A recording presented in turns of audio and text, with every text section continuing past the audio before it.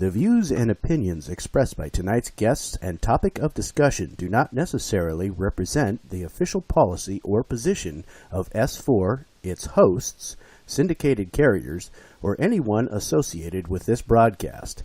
Any rebroadcast or reproduction of this broadcast or podcast without express written consent of S4 is strictly prohibited. Listener discretion is advised.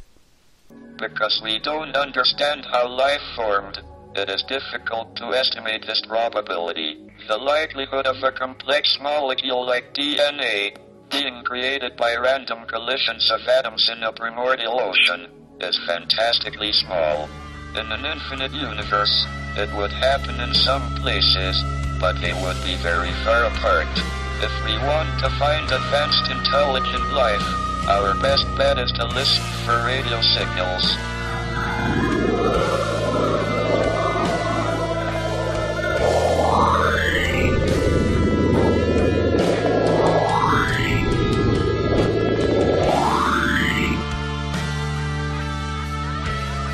Look up to the stars and the forests that surround. Do you see them? Do you hear them? Are they there?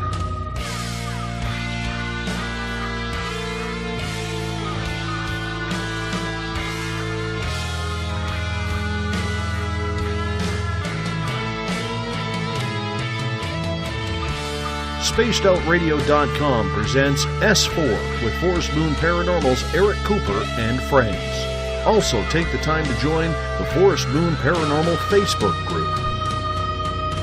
I knew I should have made a left turn at Albuquerque.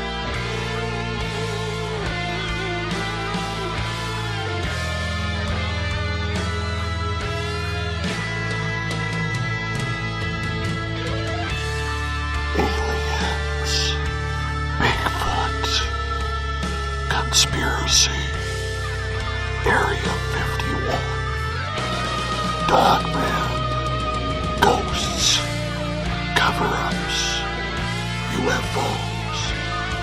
The hidden will reveal itself.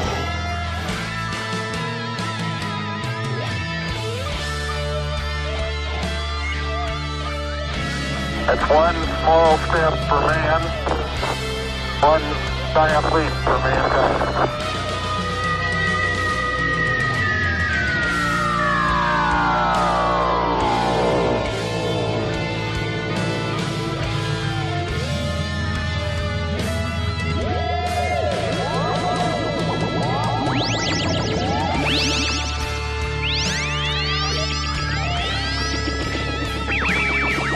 Buckle up, space travelers. It's time to go live on S4 with Eric Cooper.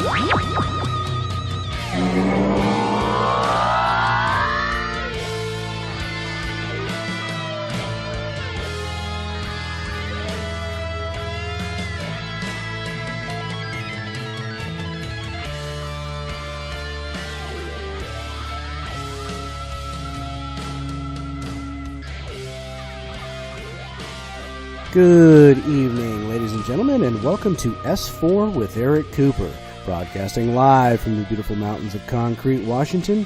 Tonight we're changing things up a bit. Our original guest was feeling a bit under the weather and couldn't be on tonight, so we changed it to do a little open topics tonight. Cooper is going to surprise us with some questions here that we're going to get a chance to answer here on the panel.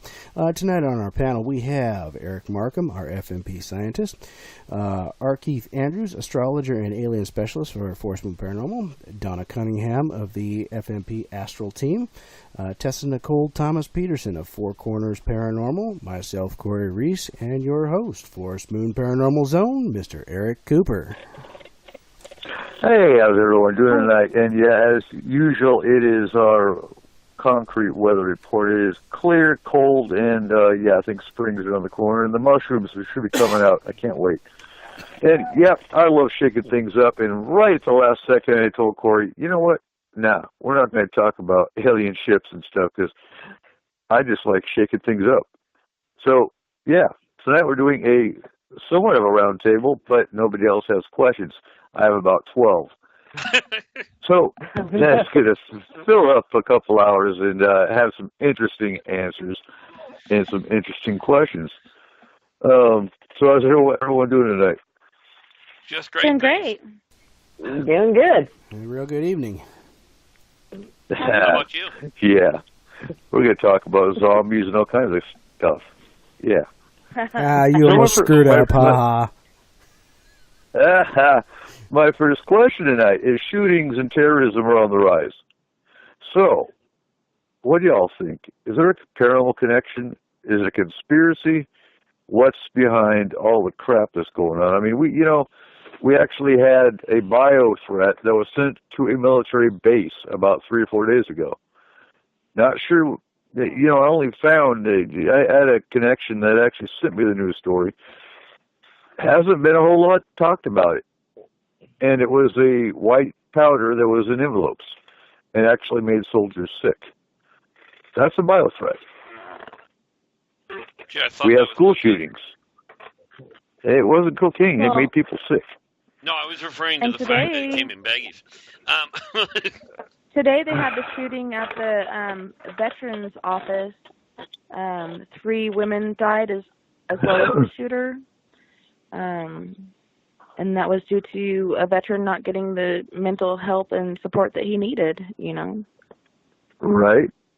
And now we have the NRA suing Florida because Florida is changing the age, which I completely agree with. They're changing the age to 21 to be able to buy weapons. I can agree with that. But then you have proponents that are going, well, if you can join the Army at 18, why can't you get a weapon at 18? Well, if you want a weapon, go join the Army. Perfect chance for you to learn about weapons, shoot a weapon, and get trained and educated on weapons by joining the military. So if your argument is over... you have adult supervision if you're in that. Exactly. So if your argument's about, military and the age of 18 joining the military, then okay, you know what? Screw it. Let's make the age of the military 21 as well. I have no problem with that either. But for the NRA to sue Florida because that doesn't violate Second Amendment. They're still able to get weapons. They just got to wait another 3 years. Yeah. And so what? The sad part there is for the courts to even bother dealing with that kind of a lawsuit. It's lawsuits like that need to be, quite frankly, just shut down before they get filed. It should be seen as a frivolous lawsuit. Yeah, absolutely. Now, the only argument, the only argument I've got with it is the fact that whether they're 21, whether they're 12, whether they're 8, if they want a weapon to go shoot the school or do whatever with the weapon, they're going to be able to get it, whether they're 21 or not. That's the only argument I've got, against it. But I think it should be across the board. 21 should be the legal age to get a weapon. Just my opinion. The way I look at it is this. It doesn't, once you hit that 18-year mark, from what I've seen, it's not a question of being a couple of years older. It's a question of being educated on how to use, care for, and deal with the weapon.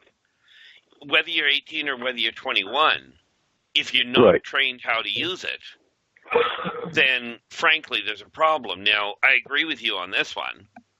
If you want it earlier than the given age, go to the military. For pity's sakes, let the military train you to use a weapon 3 years earlier. They're doing a lot more. And you have and you generally have a minimum of 4 years. 4 years is a standard initial contract in the military. Every once in a while, and I'm not sure how the Navy works, you would, Markham, but there might be a couple that do 2 years, but the general contract is 4 years. 4 years is plenty of time. We were signing up for 6 years.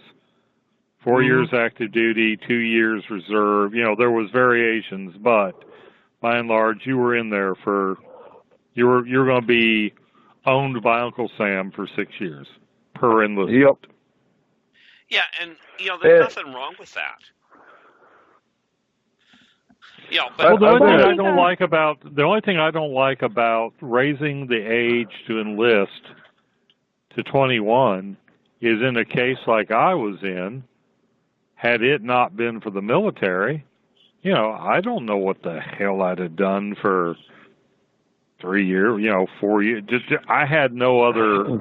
The area I grew up in, other than I guess I could have turned to a life of crime. That was about all there was. You joined the military, or you took off for parts unknown, tried to find something to do with your life. There just was no opportunity in my hometown. So, if you do that, there's a kid that if you put people at 21 and can't do anything, I mean, what are you going to do for that time? There's only so many farm jobs, and hell, you can't even get a farm job now. Trippin's bringing up, there's a difference between weapons of war and hunting weapons, and I agree. But the point is the education of firearms. Yeah. That's the point. You couldn't you couldn't own a gun in Michigan, or you couldn't go hunting in Michigan or own a gun or buy a gun until you had passed the Michigan State Hunter Safety Program.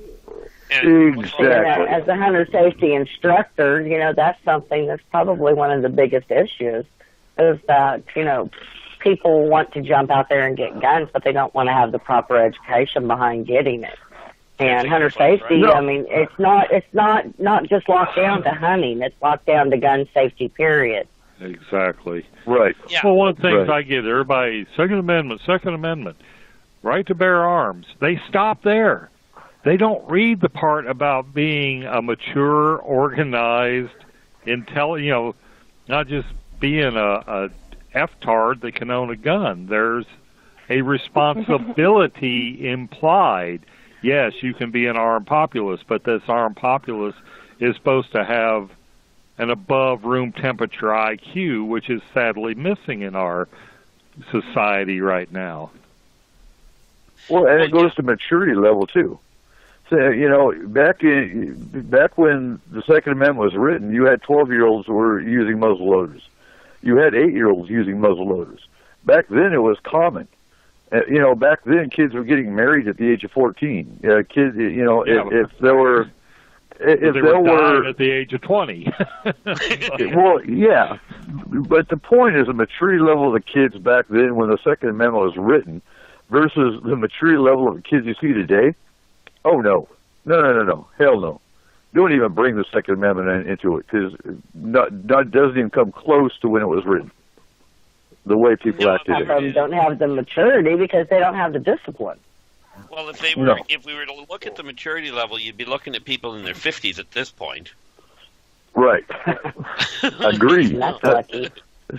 I hate to say it, but I agree completely. I know, 12-year-olds are more mature than half the 50-year-olds you see today. Oh, Lord, yes. Well, I don't think it even has to do with age anymore. It's all about mental health, and there's so many disturbed people out there, and they've been desensitized by television and movies and whatever else is going on in our world today. And there's no help out there, no, good help. People go to try to get help, and they're let down all the time because their counselor put them off for another 3 weeks, or they didn't get the kind of help that they really actually needed. People don't have time for it anymore. They're more caught up in other things, and money is one of the big things. This lady in my town, went to get mental help, and they said, "Oh, we don't have time for you today. We're going to wait another 3 weeks." And she went and jumped off a bridge and killed herself. Well, solve that problem. Sad. And it's not about age. It's about mental stability. They need to do screening just like with the military. It needs to be more hardcore. You need to dig deeper. Don't just take their word for it. Dig deeper. I think the consensus... Why has the mentality of people changed so much over the past 20 years? Actually, well, I think it goes right back to what was mentioned earlier, is discipline. Well, and the inability to discipline, because now you spank your child, you're seen as child abuse.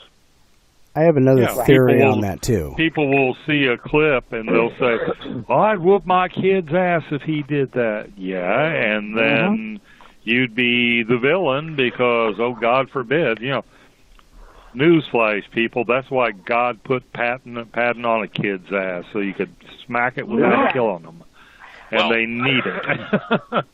My mom used to put it this way: the kid's going to remember a spanking longer than he's going to remember the bumper running up alongside his eyeballs. Right. So, I mean, growing up, seatbelts, for example, were an option. Now they're legal. Spanking was perfectly acceptable. I had a BB gun at the age of 8 or 9. I didn't shoot at people. I did, and even up here, you saw a gun at a school. It was because a high schooler probably had a shotgun in the back of his truck on a rack because he's going to go hunting after school. That was a gun at school. Right. See, my dad taught us Parking how lot air full of bursts- guns. My dad taught us how gasoline air bursts when we were kids. And none of us went out and started playing around lighting fires for everybody, but none of us play with fire. Well, more to the point, panic with fire. I think we all play with it. But God, it's all yeah. controlled because we were taught. okay, you so can mix pool chemicals together to see. I would take whatever cleaning supplies Mom had in our pool chemicals and slap them together and see what kind of cool stuff would happen. okay, so I'm gonna throw part 2 of this question into the mix. And what do y'all think? Do you think there's any kind of paranormal influence in what's going on today? Do you think it's the veil? Do you think it's malevolent entities that are coming in to manipulate? Nope. well, I've been trying to answer that question for a I think bit. there's cases. I think there's cases where stuff like that happens. Oh, I don't think it's by and large the excuse for everything, but I think there's a few where after the person I've heard seen the interviews with these people after they did it, and they're already convicted. They know they're on death row. They're out of appeals. They really don't have anything to lose. And they will say it was like watching it happen from outside my body, or like I wasn't in control. And I think that there are cases where somebody isn't in control of what they're doing. There absolutely are cases, but by and large, it's because of a very simple psychological issue. And that is that across the globe, people know, like the governments know, whatever you put on the front page of a newspaper is what's getting replicated. They know that if you put out all these people are burning buildings or shooting people or what have you, it triggers the same kind of behavior across the board. Now, knowing this, it would make more sense to put who got married to who on the front page, still report the bad stuff, because it happens. But put it in the back where they're putting all the good stuff right now. Don't give Well, it I do front believe on. the veil is thinning, but it has nothing to do with this whatsoever.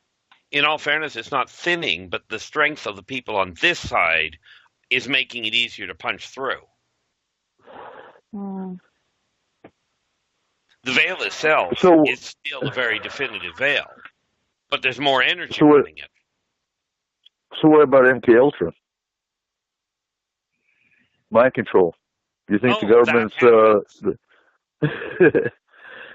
That is a definitive it happens.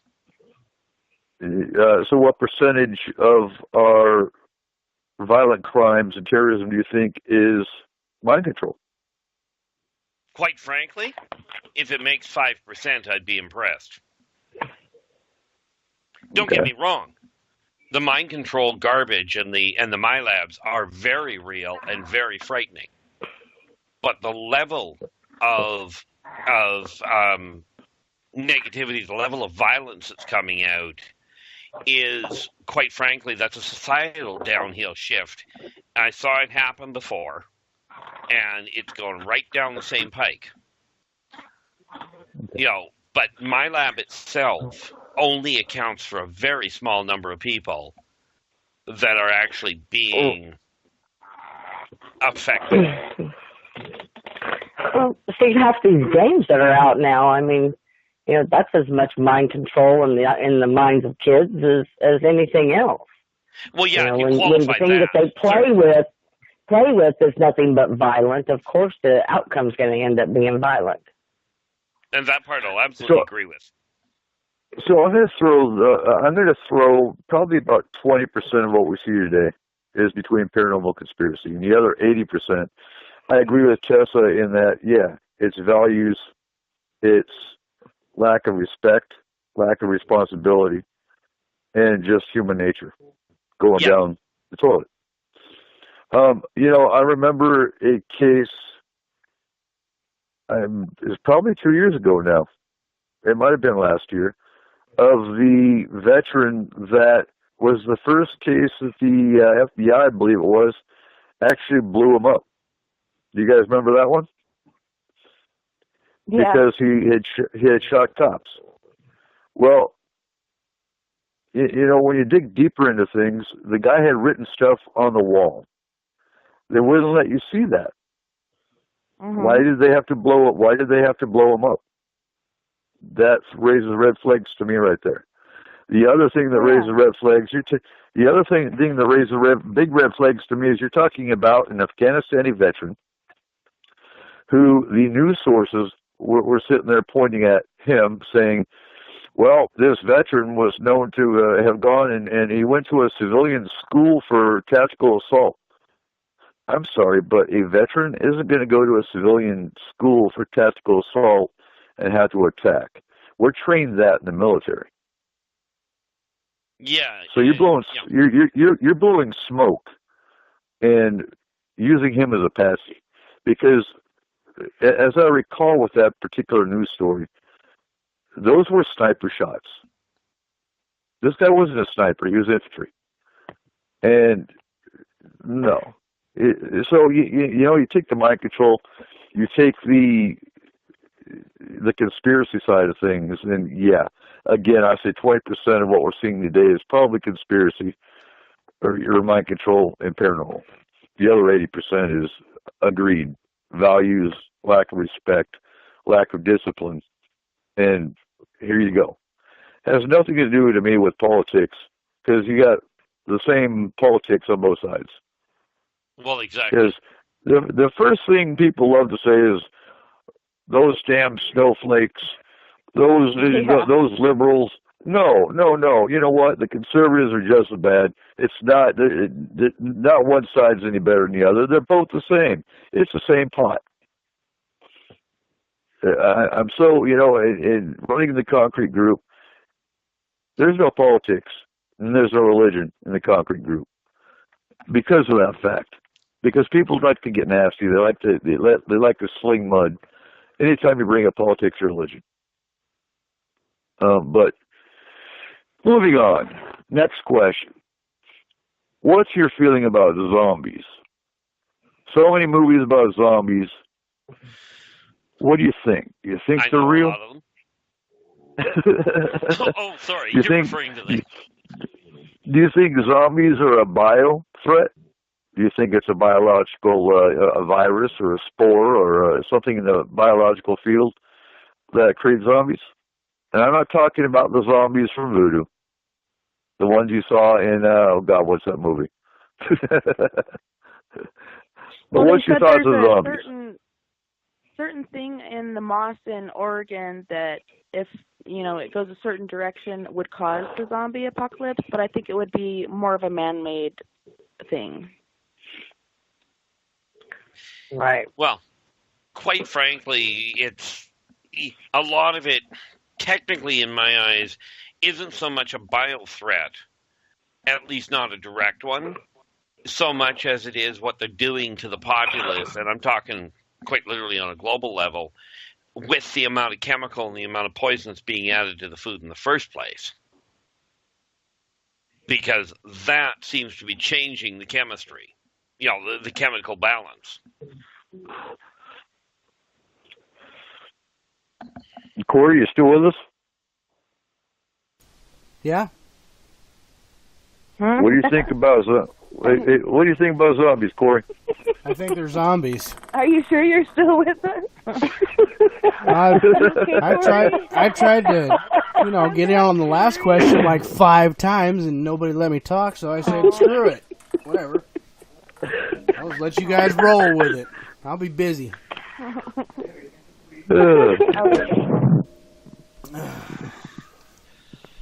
So, I don't know, zombies are zombies. They're screwing around with freaking viruses and everything out there. I think we've already kind of seen it one time start to try to happen. Almost got away from them. It was on the news,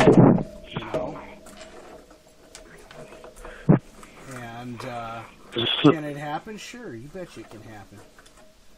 One of these days they're going to be playing around with one of these viruses that they're trying to synthetically engineer, and we're going to end up with just that, a zombie apocalypse, because it's going to get away from them. And who knows which one of these stupid viruses that they're playing with, trying to play God with it, it's going to happen with. I'm still trying to figure out why they're playing with it. I mean, I understand because they can. Because they're retarded. Yeah, they're stupid. No common sense. Ignorant. So the government's reasoning for playing with anthrax and all the other biohazards that we have here in our own country at Fort Detrick, Maryland, at Plum Island, New York, and at Dugway Proving Grounds, and all the other little civilian labs they give it away to, which the CDC had an investigation on last year, is because we have to have vaccines ready in the event that there is a biological attack. I don't buy into it. I think it's stupid. We have it in our own country that any terrorist can jump into and, pay off the right employee or blackmail the right employee and get spores and create their own. I think it's a threat and a hazard to us.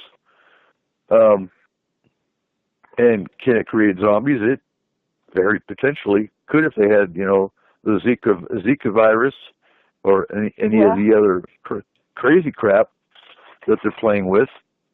It's a scary field. There's no way a virus is going to keep the decomposition. I mean, once the body dies, decomposition and just nature is going to take over. Zombies are not going to exist like they do in. Now, you might get unthinking humans that it's hard to kill. Ones without iPhones in their hands. But as far as the forever decomposing zombie that just no, that's not going to happen. And while I've got the floor, I want to give a shout out to a young lady named Charlotte. She's been having, I've recently seen how the S4 and the Space Out Radio crew, how their intentions can help somebody. I'd like to give a shout out to Charlotte. She lost her dad recently, and she's having a real hard time coping. She has some other problems too. And I just want the S4 and the Space Out Radio crew to send out send out positive vibes to Charlotte and let her know she's not alone. Well, you can definitely count me in on it. Oh yeah, most definitely, definitely not alone. Yeah, I'm always here if you ever need to vent. I'm a good listener. Exactly. Yeah. Charlotte, have your mom hook you up with us on Facebook, and you've got a whole bunch of support that you never even knew you had. Yeah, and it's things like that that places like S4 need to take a look at. Charlotte's in trouble, obviously, or you wouldn't be bringing it up. And there are so many people out there that are behind the 8 ball that just have nobody or feel they have nobody to turn to. So, yeah, absolutely. A shout out to her is, to Charlotte is definitely in order. Indeed. Now back to zombies here. I want to address something here. I mean, if you think about it, if you think about the classic zombie, You're talking about something that has died in his blood. It's basically rotting walking. And, to say that there couldn't be a virus engineered that could keep brain function and stuff going long enough for it to walk around dead, I think it's possible. It's absolutely possible. But I do agree that the decomposition is going to happen. If you can't get the blood flowing, the decomposition is certainly going to happen. Well, yeah, and your classic zombie, they're all rotting and falling apart, so... Once rot starts, that's the thing. I mean, there's no slow... if the blood's not pumping and metabolism has stopped, there's no virus that's going to do that. No, I mean, you take a look at you take a look at the obvious. Gangrene when somebody's alive doesn't stop. I mean, it can be stopped, but it's harder. Take somebody that doesn't have blood flow, and it's going to spread like wildfire. And Char's in the chat room bringing up World War Z. I think, the typical, the typical movie for zombies, they couldn't run. They just kind of limped. They kind of, walked around in a daze. World War Z, hell no. Those zombies ran, jumped. That kind of zombie that's not a rotting, shambling, just somebody that can take heavy damage, that they are still metabolically active and that there's still some kind of blood supply getting to the brain and they're unstoppable if you don't blow the central nervous system out of them. Yes, that is feasible. That could happen. That could happen easily. But the Walking Dead, rotten, no. That's just not going to happen. But the World War Z zombies, they are very much they're very plausible. We went from dedicating trying to lift somebody's spirits to talking about zombies. I love the way we go. Well, I mean, all I can say is such a straight path. All I can say is remember to double tap. Yeah, for sure. I like the way that Walking Dead does it, though, because it goes by how long they've been dead. The fresher they are, the harder it is to, punch through their skull to get to the nervous system. The longer they've been walking around, they're kind of gushy and gross. It kind of makes sense, but, I can see where you guys are coming from. If you've ever seen the actual ones, it's definitely kind of accurate from that end. But no, the really active ones, that my lab is already working on. I wouldn't doubt it. They make great shock troops. Think about it. You take some form of mad cow disease and convert it into, I don't know, high metabolism crazed virus. And there you have it. Well, the thing is, those don't even have to be a virus. Creutzfeldt-Jakob and mad cow disease are spongiform encephalitis. They are mediated. They don't even take a virus. It's a single strand of a protein, a self-replicating protein called a prion. I mean, it doesn't even really classify, other than the fact that it seems to be able to reproduce. We would not look at that as life. I just read up on prions because I'm taking as part of my course right now. They are. It's something I've never heard of before. It's a single strand of protein, and it can hijack. Matter of fact, we might have had a case here. I think that's about all I can say without getting into HIPAA. But there's that's no joke. That's something that there is no cure for, and there's really no way to stop it once it gets going. So these prions that are actually heat stable, so necessarily cooking, boiling your water or cooking your food is not going to keep them from.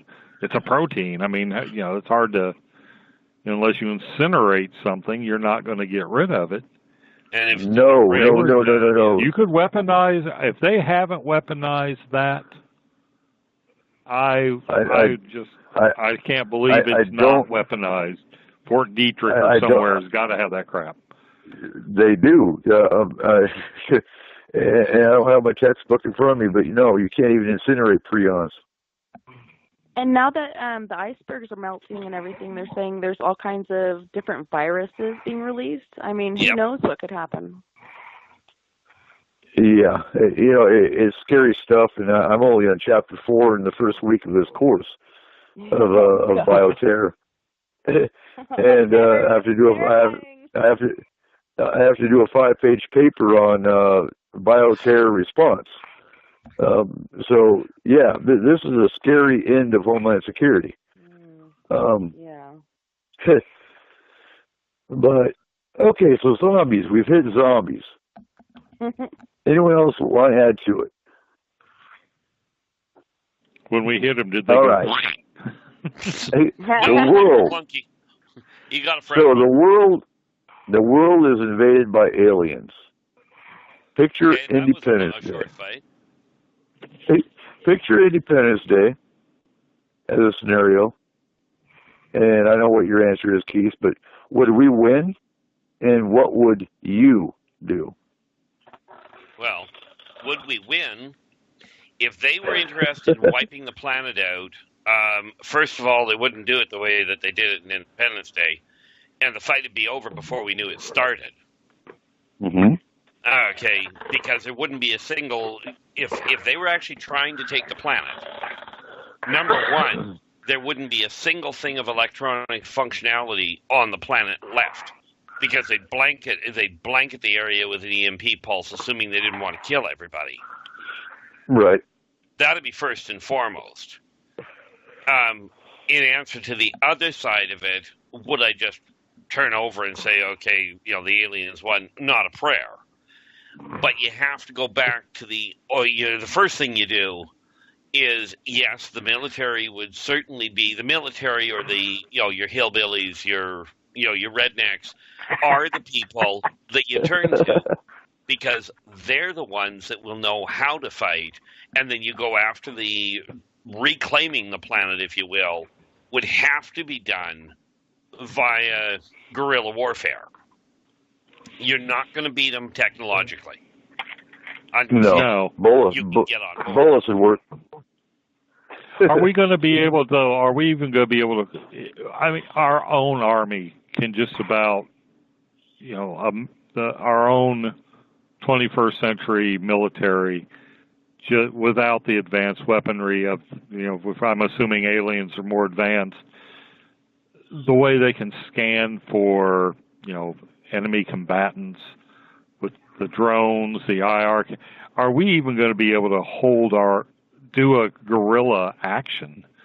It seems like I guess what I'm trying to say, their sensing technology would make it to me, it seems it would make it awful hard for us to sneak up on them. Oh, when I'm talking guerrilla warfare, I mean going back pre-World War I.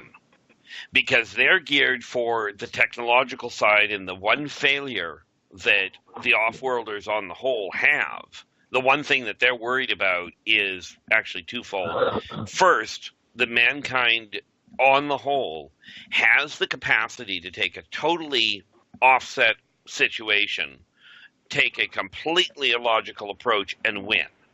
Mankind has an almost insurmountable will to live. And the other side, and this is something that would kick in when panic strikes, when people are in that life and death, the ability to tap into the neural net and do what humans call focus on zero-point energy bypasses the technological advantage that the off-worlders have. But it would take some time to get it working properly, for people to learn how to focus it properly. So it wouldn't be a quick reclaim, but this is assuming that they don't want to wipe the planet out. Because if they want to wipe the planet out, we're hooped. Yeah. Well, So back another to thing to pointing- consider, if you look at Afghanistan, or you had these primitive fighters using primitive methods, and Coop can back me on this, kicking Yeah. a modern armies, but because they were using old tech or, damn near Stone Age methods against a modern army. Yeah. Well, our infantry actually had to go back to Civil War Army manuals to learn how to harness mules because they couldn't get Humvees or Strikers up onto the mountains. They had to use pack mules to get artillery up. So yeah, you're talking about using modern weapons, but having to go back to primitive methods to get them maneuvered.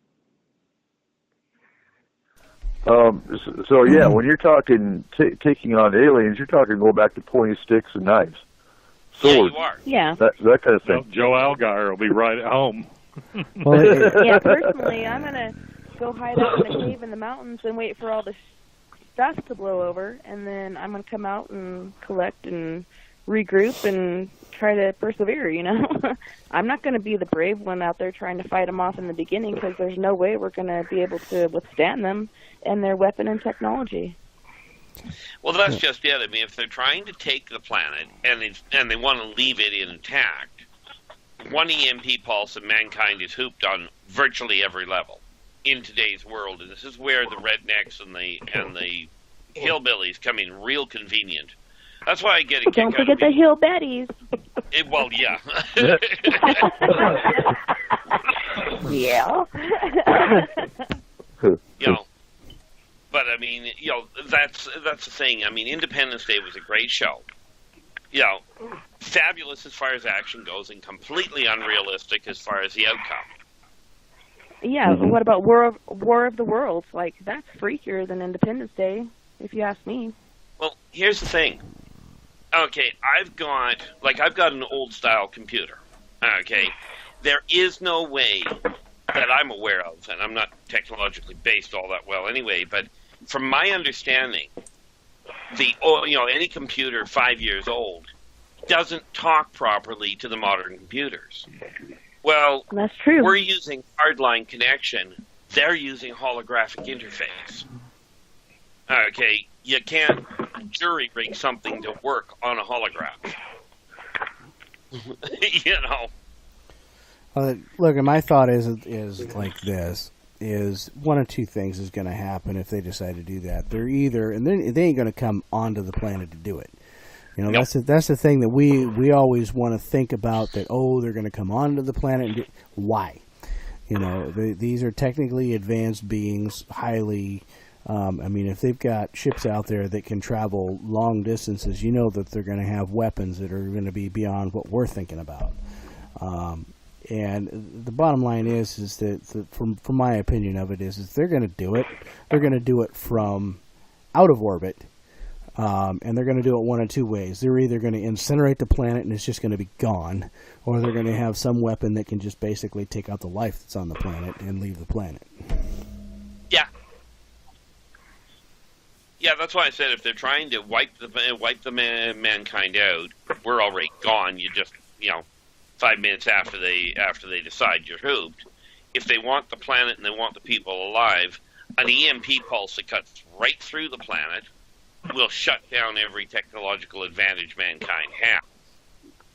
And let's face it, it's already a proven fact that using the right sonic wavelength, you could knock somebody out. Okay. I mean, there's so many ways that can go wrong. Fortunately, they're not interested in taking the planet. Or at least the ones that are being held back by the others. Well, ultimately, yes. I mean, the text, granted, in all fairness, the text came here to strip the planet of everything because they're trying to protect their own planet. And they needed the material. Okay, the fact that humans were, a tasty treat just kind of sweetened the pot, if you will. But that's been interrupted by their own civil war because all of them don't agree with the idea. You know, the reality is that even though they're more technologically advanced, does not mean that they are more spiritually sorted out. If they were, we wouldn't have wars up there too. Okay, so Triffin's bringing up, he's seen a few articles talking about how off-worlders will hack the planet before they even get here. What do you think of that? Well, a little hard. They've already been here. You know. But that's what I was referring to. If they actually wanted to take the place, they'll do it from orbit because they can take out the entire communication system and cripple it in a matter of seconds. You know, it's just not that big of a challenge.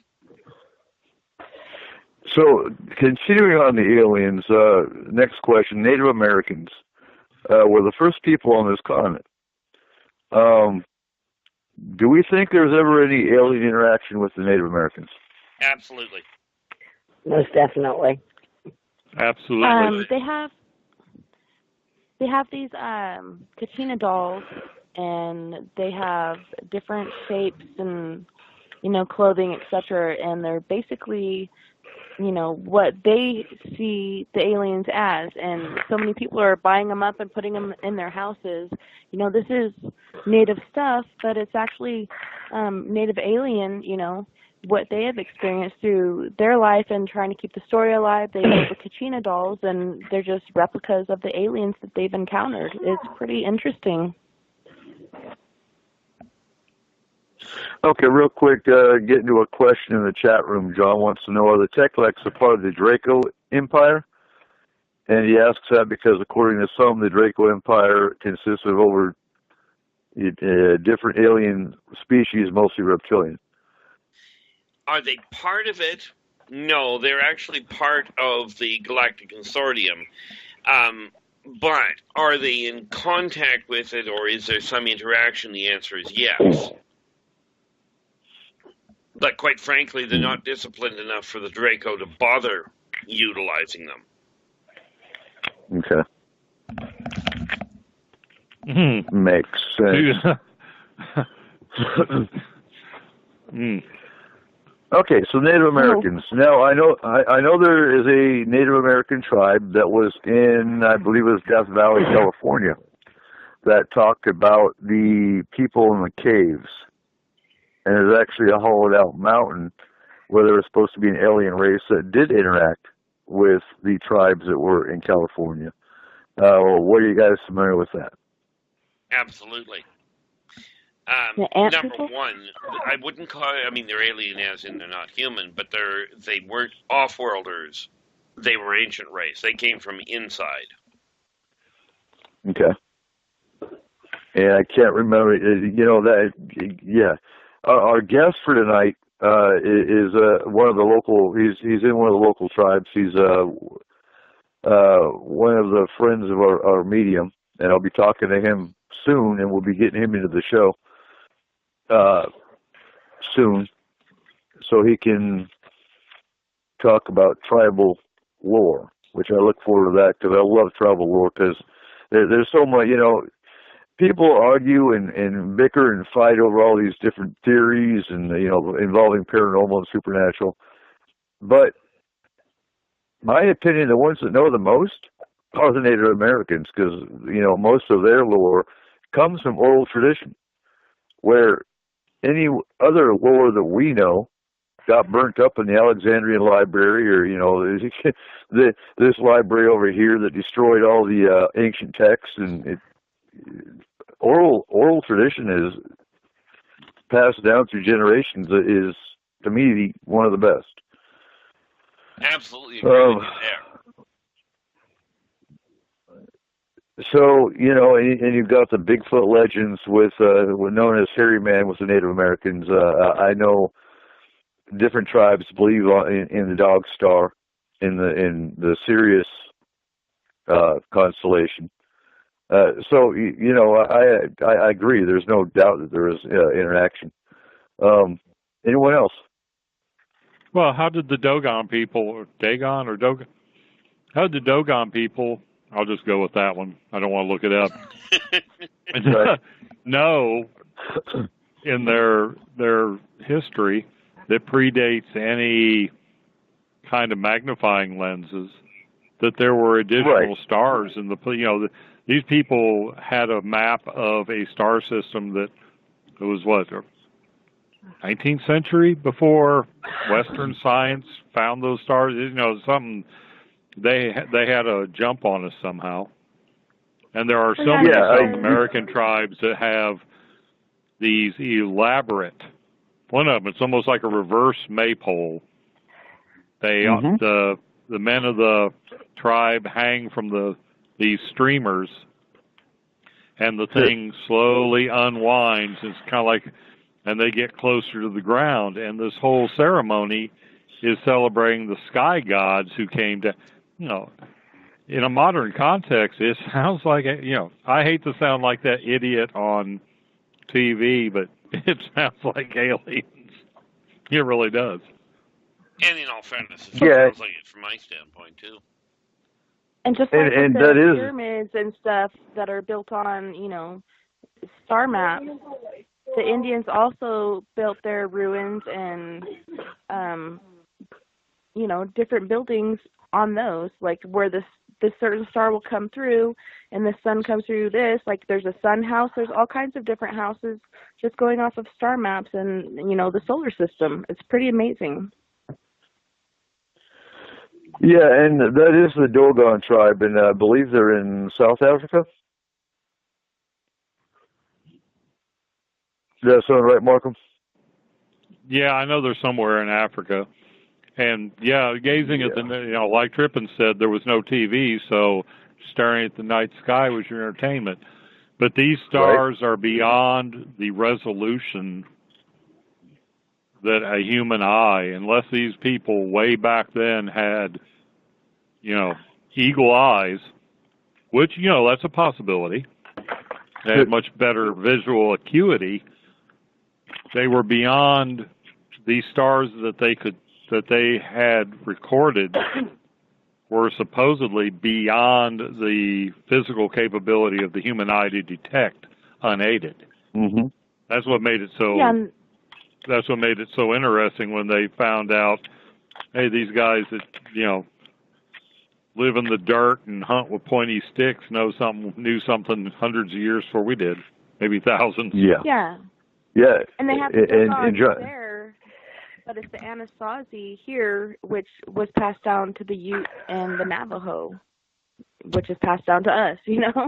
Whoever's around to take in that, information. And John's clarifying the Dogon from Northern Africa. So we got about 5 minutes before the top of the hour, the first break. And don't forget to, move your clocks forward tonight. But I'm going to throw this question in real quick. It's probably going to be a quick answer. But ever encountered or believe in vampires? Absolutely. I told you that was going to be interesting. Yes. Very real, very nasty, and quite frankly, overstated in certain areas. Although they will get a real good sunburn in the daytime. Now, which ones are you referring to? Are you referring to Psy-Vamps or bloodsuckers? The energy vampires. Well, I was referring to the bloodsuckers. Okay. Psy-Vamps are a whole different ballgame. They are. But bloodsuckers, much as they will, and people talk about, you can kill them with garlic. You can kill anybody with enough garlic. True. And I know Markham is going to play devil's advocate here too. But are some of these blood-sucking vampires? Are they actually, I believe there's a disease where you're lacking iron in the blood, and that's what makes you crave blood. Does that sound right, Markham? Yeah, it's oh God, I knew that. Hemophilia can cause it. Okay, hemophilia or and there's anemias, but there's actually a disease that makes you sensitive to light, makes you crave the blood. God,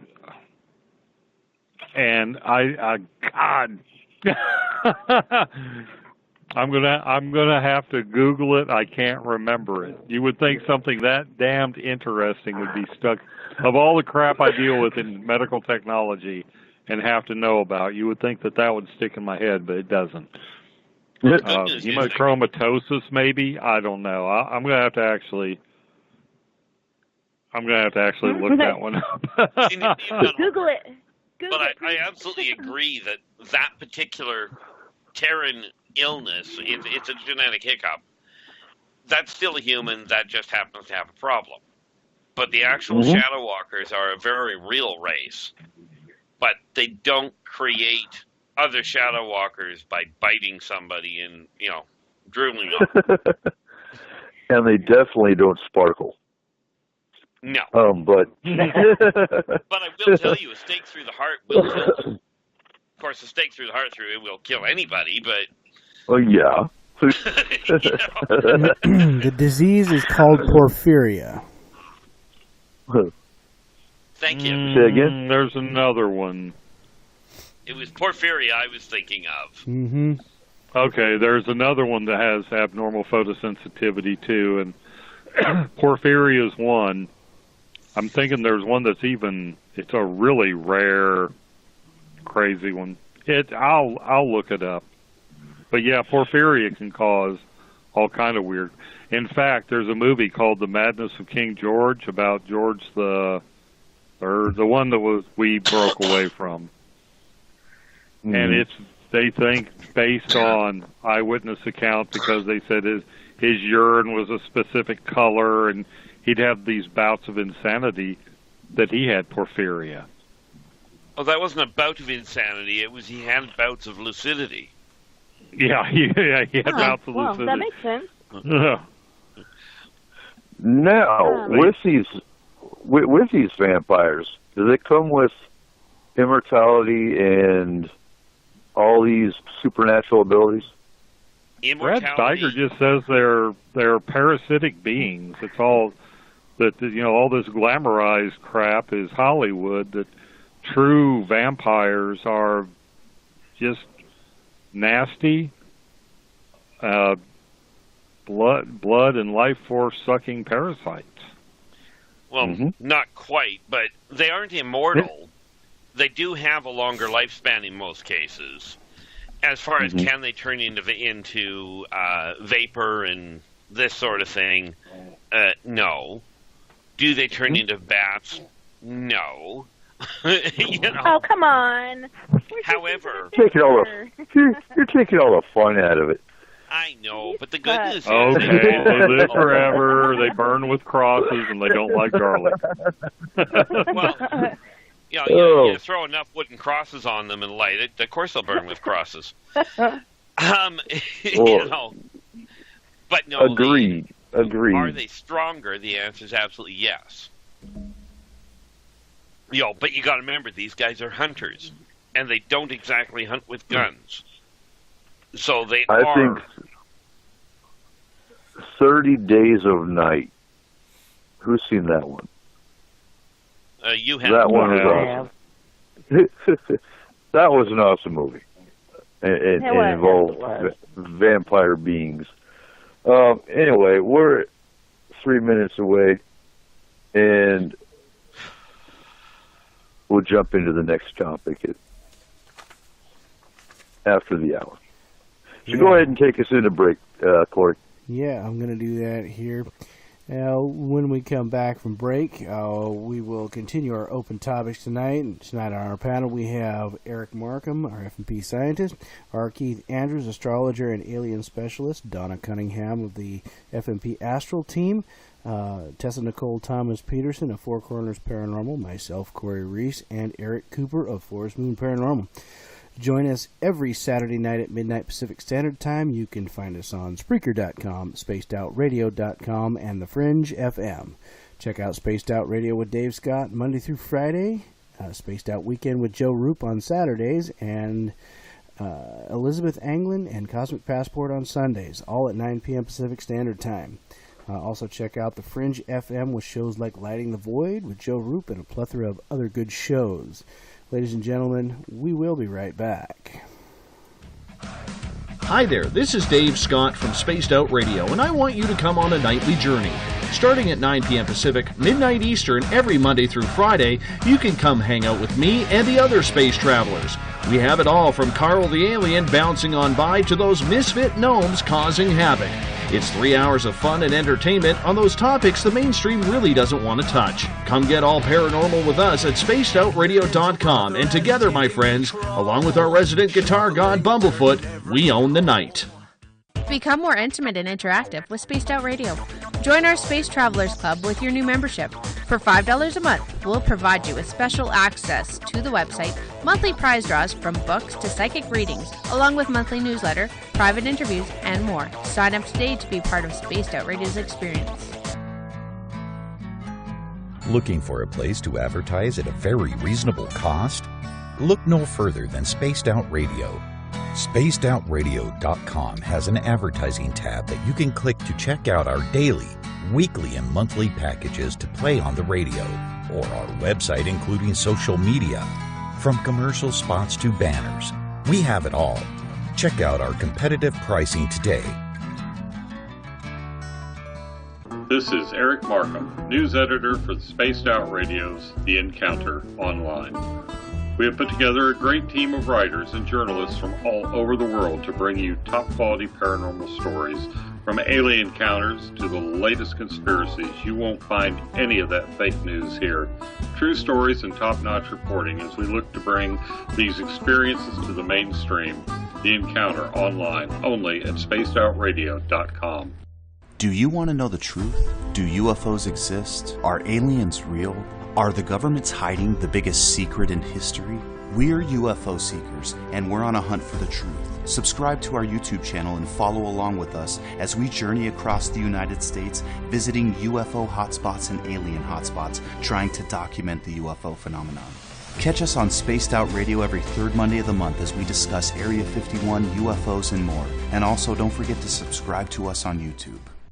Have you had an experience you can't explain? Would you like someone you can trust to look into it? We have just the place.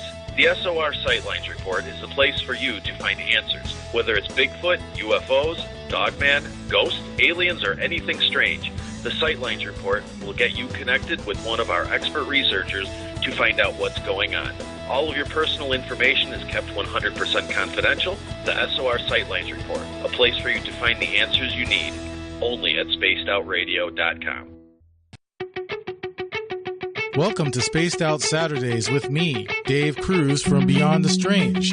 Our weekly feature on spacedoutradio.com will take you around the world discussing everything from the paranormal to the latest conspiracies from the top guests in their fields. We won't leave any story uncovered. Spaced Out Saturdays at spacedoutradio.com, starting 9 p.m. Pacific, midnight Eastern. You hear footsteps in the empty room above you. A rocking chair begins rocking by itself. Don't be afraid of the things that go bump in the night. Reach for Spirit Storybox, the iPhone app the Huffington Post UK called the only ghost hunting app you will ever need. Spirit Storybox. The spirits are telling their stories. Are you listening? It's Cosmic Sundays with me, Elizabeth Anglin, in Cosmic Passport. Let me take you down a 3-hour spiritual journey where we will get into everything from ET contact to Psychic Sundays. It's a journey of listening and learning together with some of the best professionals in their fields. You can tune in to Cosmic Passport at spacedoutradio.com every Sunday, starting at 9 p.m. Pacific, midnight Eastern.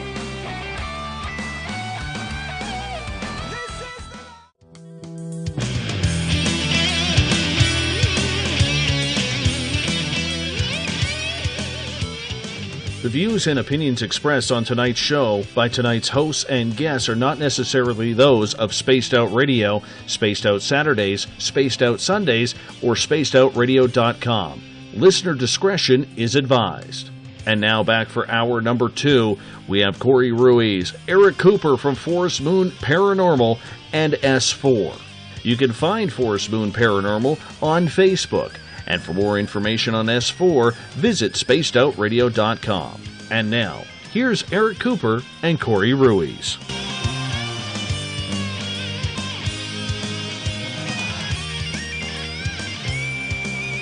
All right, welcome back, everybody.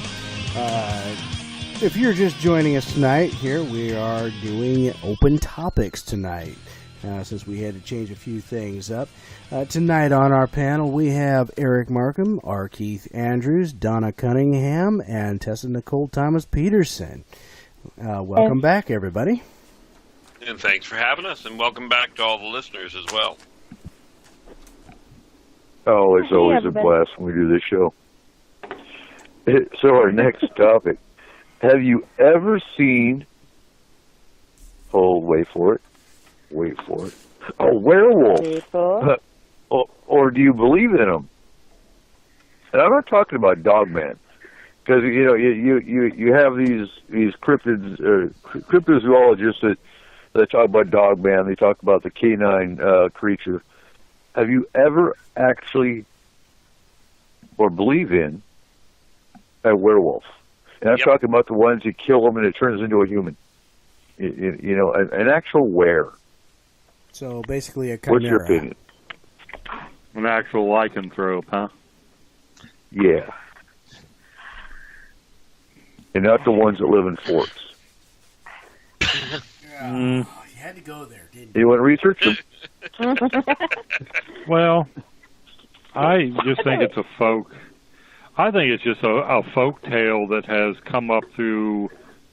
Rabies used to be a problem, and I think the idea of somebody just becoming that, ragingly insane, it sort of became a cultural thing that got passed on and got turned in.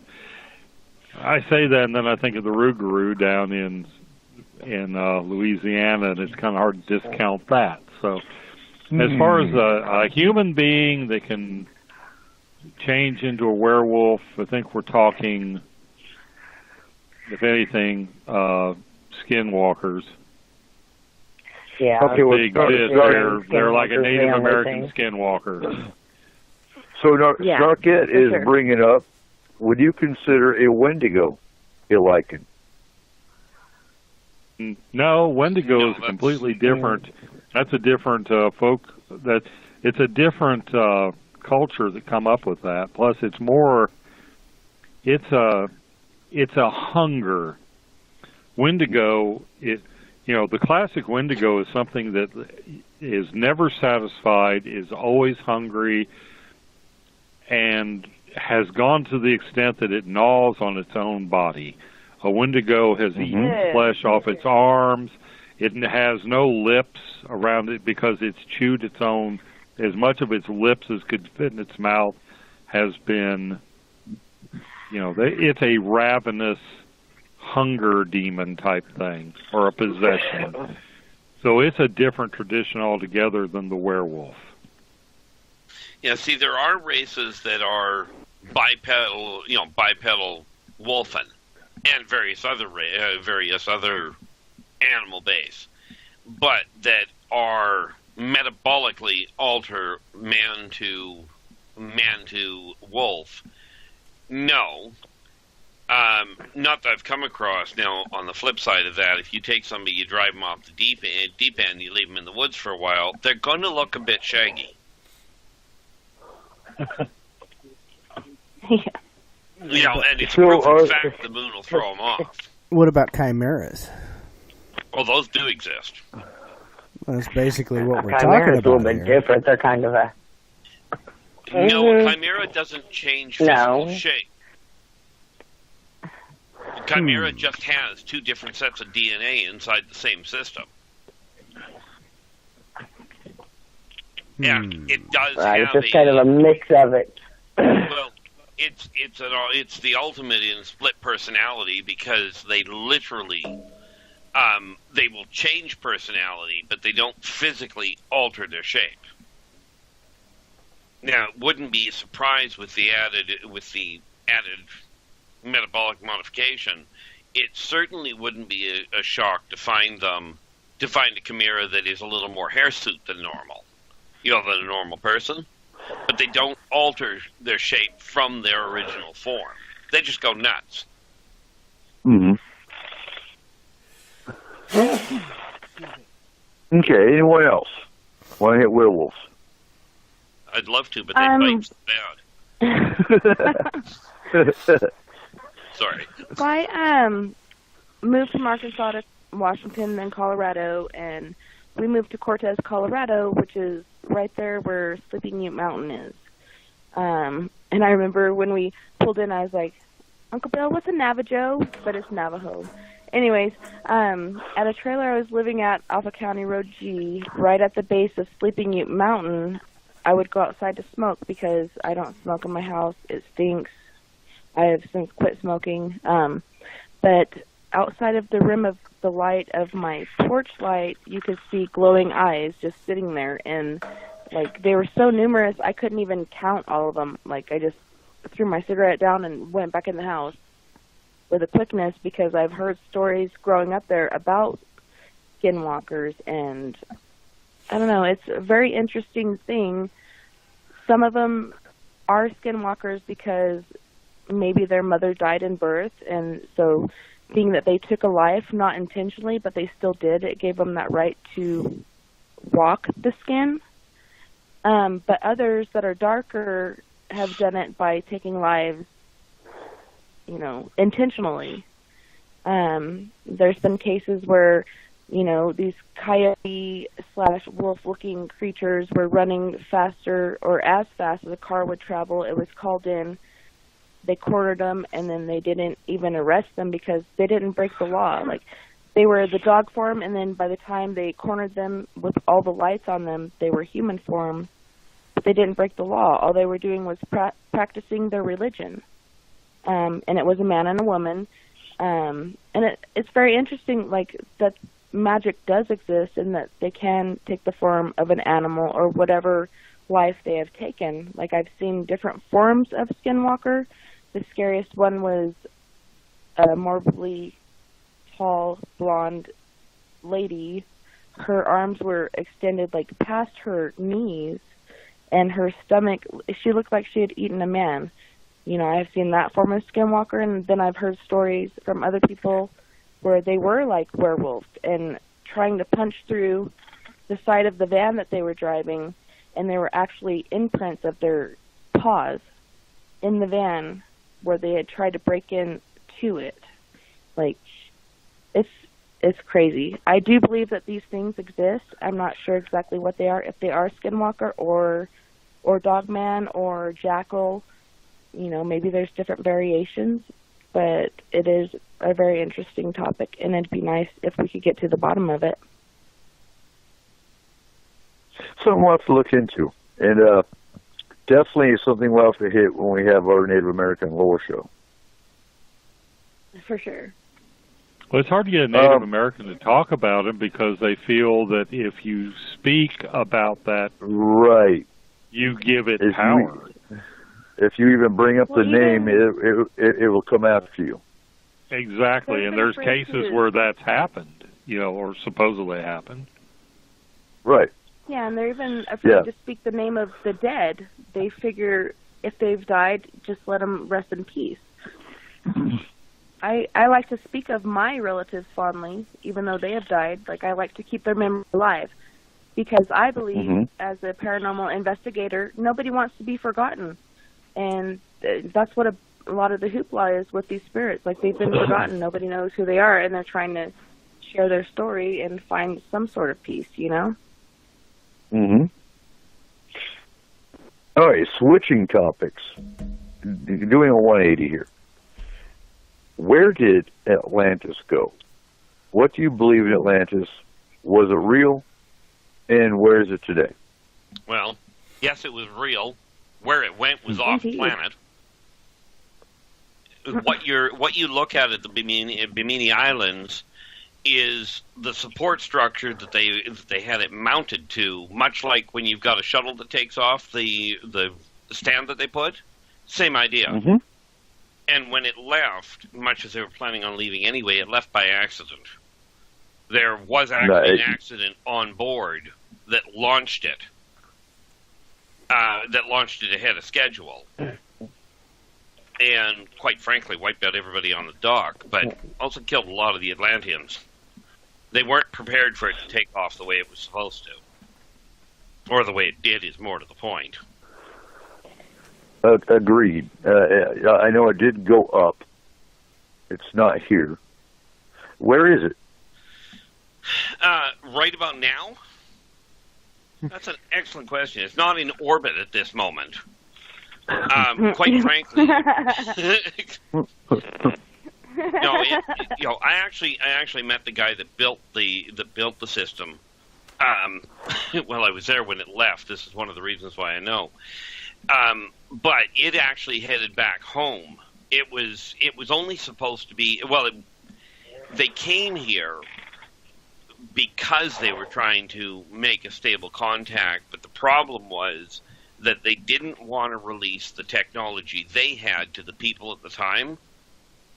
And the people at the time, along with assistance from some of the Atlanteans, tried taking it by force.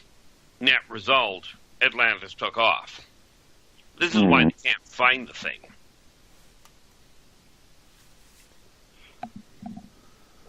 That's the Reader's Digest answer. I can give you the whole layout of the way the thing went, but that's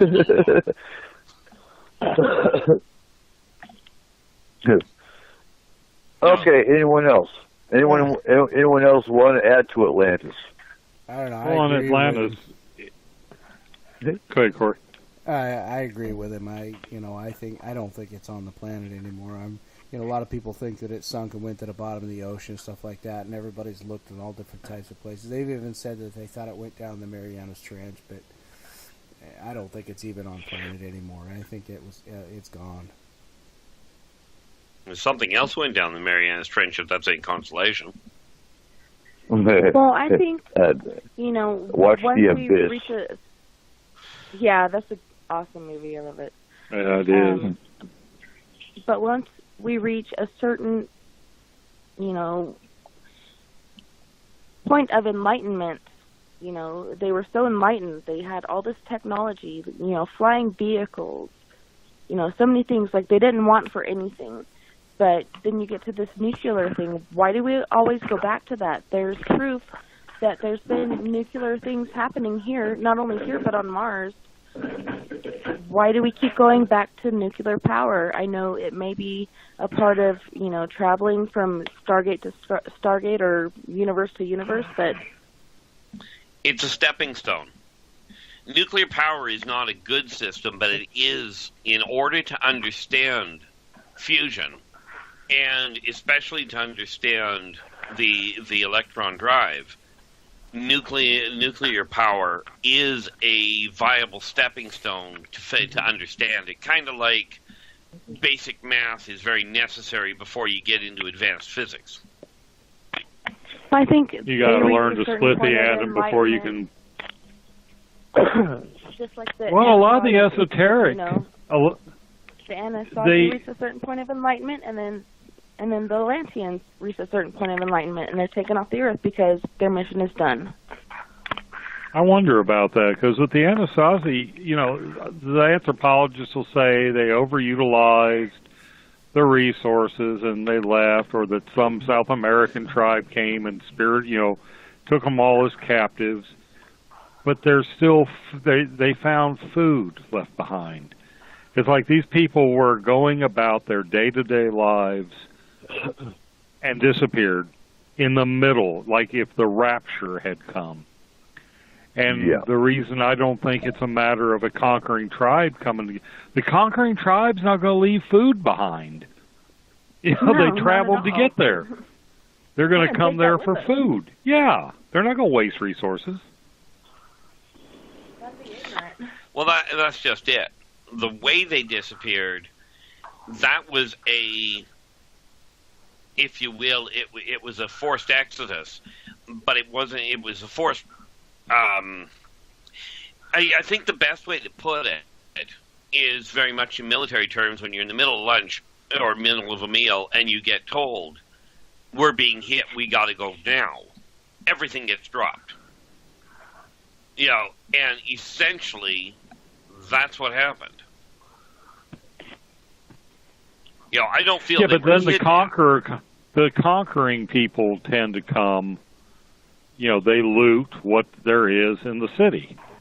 You conquer your foe, then you go through the town and you take any resource that's available, anything that's not nailed down and of use.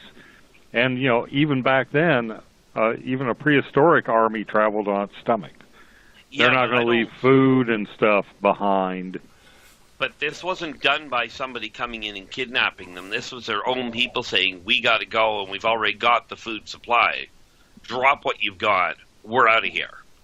If this wasn't a question of another force coming in and removing them, this was a question of being pulled out and not having time to clean up. Because they got called back off planet. Okay, and like I said, it boils down to we don't have time to clean up. Just drop what you had, grab your weapons, and go. Okay. I don't even think they had time for that. I think they were just stuck up. Don't drop the fork, take it with you. Yeah. Well, those people put a lot of their heart and soul into where they lived, because when even some of the minor ruins that I've been to, I get the sense that the structures are waiting for their people. There's this kind of a sad waiting or an anticipation, like the loyal dog that's waiting for its master to come home. I get that feeling around some of these ruins. Like, you know, who are these weird white people walking around? Where are my people? Why aren't they here? That, you know, that the empath part of me picked that up when I went to a couple of those places. Yeah, I went there on field trip, and my two daughters have gone there as well, and it's been interesting. Like, there is energy still there, and portions of it, you do feel like there is that empty kind of lost feeling, like, where did everybody go? Well, what's happening? Like, there was so much more to be done here. Like, we were advancing, we were doing awesome. But you do go there, like, it's even blood, sweat, and tears just to get to most of these ruins. But for them to build this, like, where they have, like, in these cliffs and keep, like, it's amazing what they did with it, just to leave it behind. With everything just laying there, like, you know, little Timmy or whatever his name is didn't grab that last morsel of corn off the plate. He just left it there. There was no need for anything. They just went. They just left somewhere. And we don't know where. So, Keith, John's got a question for you. Do you know why the Anasazi were taken off planet, and where were they taken? Well, where they got off planet because essentially they had they lived their time here. In a nutshell, they went home. Okay, which is, well, simply put, it's three wormholes away. I know that sounds like a weird way of marking it, but that's literally what it boils down to. You know. That's a lot of holes. But it really boiled down to they were here for a set amount of time, and when they reached the end of it, they packed up and left. But why so fast? I mean, we're talking they left dinner plates full of food. Exactly like Markham said, like you had picture the rapture is gone. Think of it this way: when somebody, if you've got a human that is OCD, and they will go through certain patterns, they're very caught on one aspect. These guys are caught on that same aspect when it comes to time. Meaning, when you hit the end of that time, regardless of what you're doing, you leave. And that's ultimately what they did, was they hit the end of the time they were supposed to be here and bailed. Essentially, when you talk about them being yanked off, if you think of a transporter being put on auto recall, when it hits that point, it grabs everybody and you're gone, regardless of whether or not you had something in your hand. So I think if we are the alien experiment, and we're put here on Earth as an experiment, and these certain individuals are going beyond what they were expected to do, they might just pick up and study them and wipe them clean off the Earth and put something else down there in their stead. You know, there's other different things that they've put down there. Maybe they just took it up to, we got to study all these guys because they've advanced what we expected them to, you know? Well, that would apply, and where I run into a snag, I mean, your logic is absolutely sound. The only problem with it, from my knowledge, if you will, is that mankind wasn't put here as an experiment. They were built here, and technically you could say it was by aliens because, well, frankly, the people that built the planet built mankind. But they weren't brought here from somewhere else as an experiment. They were built to handle a problem. And yeah, they definitely... Well, there's so many different variations of us. I don't know if I agree with that. I don't doubt that. And that's okay. But you are absolutely correct as far as mankind evolving down a path that was not expected. Because the one thing that mankind does that nobody was planning on was their ability to jump through to modify outcomes using what mankind calls 0 point.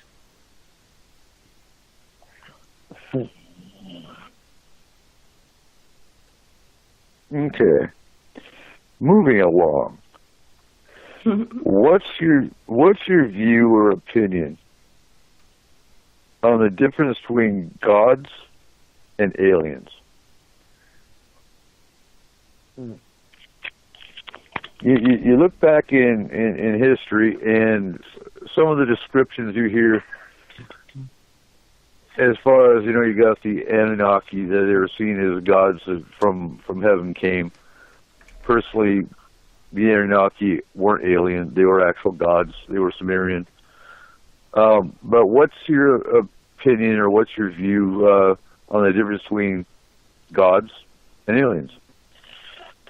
Well, for me, it's pretty black and white. Go ahead.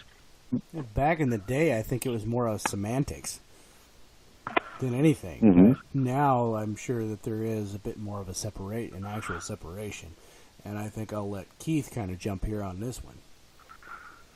Well, ultimately, if you take a look at it, you push technology or abilities high enough ahead, and you're going to be seen as a god. Mm-hmm. Okay, that'll be the first issue. So, I mean, if you take... Basically, they're the same thing. The biggest difference seems to be much more in the theological side of it. The practical side is they're pretty much the same thing. They just happen to have different abilities far more advanced than mankind. But theology has taken that to a whole different level and given gods a much more human approach, which, by the way, is a mistake right from the get-go. Because, I mean, it's great for the ego, but really a bad idea. But no, gods are simply, for lack of a better way of putting it, a far more advanced race.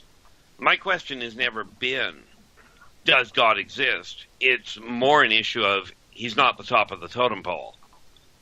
And that's where the whole idea of different races, and we can call them alien because they're not from Earth. Mm-hmm. Right. By that definition, they're certainly alien. But because many of... Pardon? because many of the different, many of the really advanced races have bypassed corporeal necessity, they're certainly going to come across as gods. And, of course, some have the ego to match. Oh, I'm sure. Yeah. And hammers. Oh, wait, did I say that loud? Yeah, you did. I do believe the man's name was Thor. Yeah. Yeah, I mean, and I think some of it, too, is humans have to have something to believe in. I mean, even an atheist, and I've used this analogy before, but even the atheist believes the light's going to come on when he hits the light switch. Everyone's got something they believe in. That's part of the human psyche. So you can say you don't believe anything. You really do. Whether it's the light's going to come on or, that flower is going to bloom when the sun comes up. Or, whatever. Yeah, absolutely.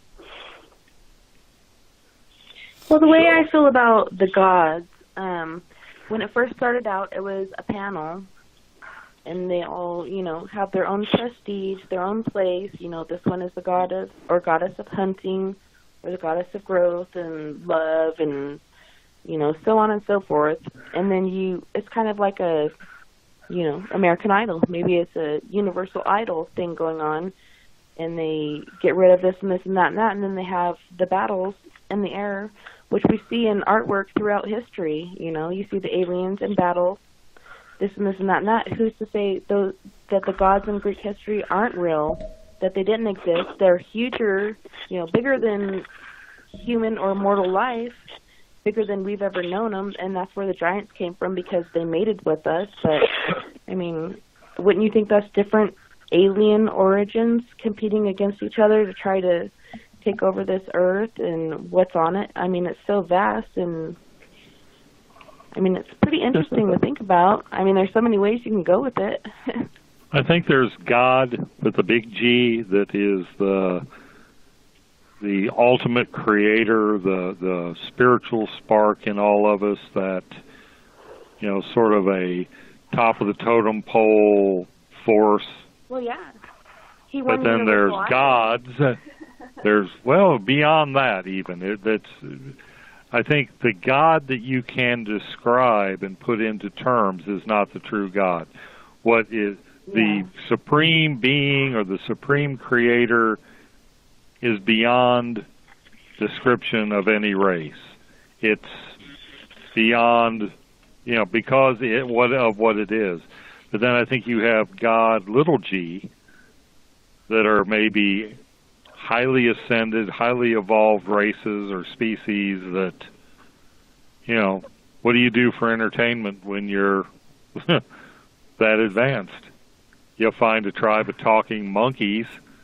You kill off all their lizard. You kill off 99.9% of their lizard competition. You kick back and say, let's see what these talking monkeys with opposable thumbs can do. Well, I mean, how many worlds on Earth have, been flattened? There have been so many. How many which? Worlds, as far as, how many civilizations type set up? Yeah. Well, I know, I think I can count, almost a dozen that I've watched. It's kind of and there's even alien races that actually worship gods and goddesses. Absolutely, there are. They have their own. So it's not even just a human concept. No, it's not. It's a universal. Exactly. And now Starkett's coming up with which came first, the Nordic gods, the Greeks, or the Egyptians? Well, you're looking at cultures. It goes beyond Egyptians, the Sumerians. Of the ones she listed, though, the Egyptians predated. I believe the Egyptian pantheon predates the Greek, predates the Nordic. but they got theirs from Assyria. You know, theirs went back 2,500 years before them. Tessa's got now, it this right. could, Way further back. And this topic actually came up last week in another group that I'm in. And, you know, the way I explained it, too, is a lot of deities are energy. It's not like a physical being, per se. It's a lot of energy. And you go to Iraq, for example, you know, Samaria, it was actually a part of Syria before there were borders. So if you actually go into the caves in Syria, because I could actually see the lights of Syria from Iraq where we were, and you could just feel the energy. Now, if you want to actually talk to Iraqis that, you know, they're basically Sumerian in belief system, and that was the Yazidi, Yezzidi. You can look them up. And they still believe in Marduk and Ishtar, and follow the stars. And very ancient culture, very unique and interesting culture to talk to. But yeah, okay, and Snarkhead's also bringing up the Mayans. But you have to look at what cultures came first and who they created, basically. Which deities they followed, who came first, and, you know, who's next. But anyone else got more to add to it? No. All right. So, what, out of all the paranormal and supernatural and conspiracy theories, do you not believe in?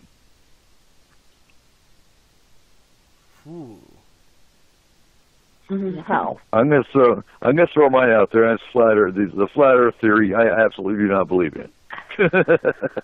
That's my answer. What do y'all think, though? What? Agree with you on that. Gold mine.